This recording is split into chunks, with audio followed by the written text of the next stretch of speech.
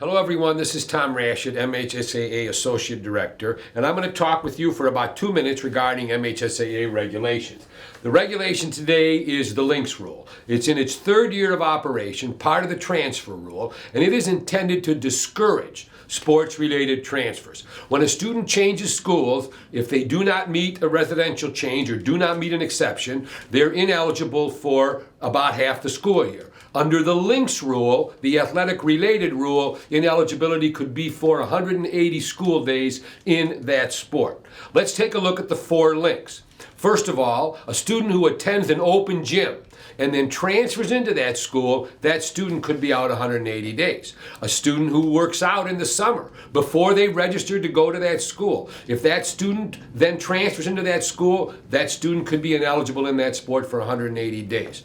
The third link, a student who plays AAU sports or travel sports, non-school sports, or goes to a camp or clinic. If that program, that non-school program or that camp is coached or directed or coordinated by a coach or a parent at that new school, that student could be ineligible for 180 days. And the fourth link is a student who takes the services of a personal trainer or conditioning coach. If that student transfers into that trainer coaches at that school, he could be ineligible for 180 days in all sports there. This rule is used ahead of time very well. It's intended to prevent transfers. So ask students who are contemplating changing whether or not they have had a link.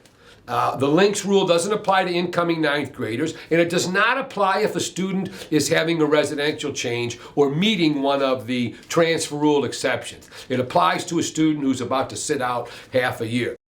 In addition to the handbook, page 40, where you can actually read the regulation, you'll find a good resource on the MHSAA website at the bottom of every home page, AD's Forms and Resources. Look for the new student form, where there are 4 questions on that form that the student fills out, and then the other AD will look at that also to verify and to check whether there's a link there. Remember, this rule works well in advance to prevent transfers, so be sure that you're alerted to it as well. Of course, this is not an official interpretation. This is a teaching tool to try to assist athletic directors and others. Thanks for being with us.